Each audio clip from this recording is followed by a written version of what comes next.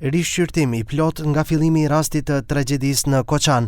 Kjo është kërkesa e prindërve të viktimave të zjarrit drejtuar prokurorit të ardhshëm shtetëror gjatë marshit të 34-t, marsh për engjëjt. Prindërit konsiderojnë se dorëheqja e ish prokurorit shtetëror Lupço Kocevski erdhi vonë dhe ai nuk pati guxim dhe vullnet ta hapte çështjen që nga dita e tragjedisë. Наместо вистинска истрага, тој бараше информации од МВР, а постапките што следеа беа насочени кон лица осомничени уште од 2024 година и претходно, додека вистинските носители на моќ и одговорност останаа заштитени.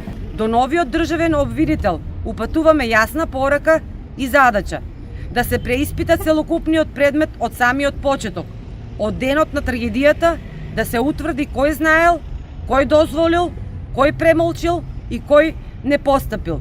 Nga protesta, prindërit thanë se është e nevojshme zgjerimi I hetimit pra drejtim konkret ndaj atyre që mbajnë përgjegjësi. Формата и функцијата не смеат да бидат штит од одговорност. Селективната правда не е правда. Молкот не е неутрален. Молкот не е неутрален.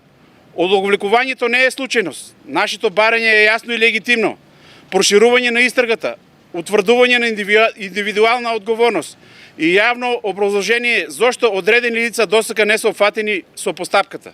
Për rast impuls, më datën 9 të këtij muaji në kuvend u mbajt komision hetimor, ku prindërit e fëmijëve të vdekur kërkuan drejtësi të vërtet nga funksionarët aktual të Koçanit. Shohim se po procesohen vetëm ata më parë, ndërsa ata që janë përgjegjës dhe që nga momenti I parë duhet të ishin pas grilave e jo të lëviznin të lirë. Tragjedia ndodhi më 16 mars, jo para 20 vitesh, thanë ata.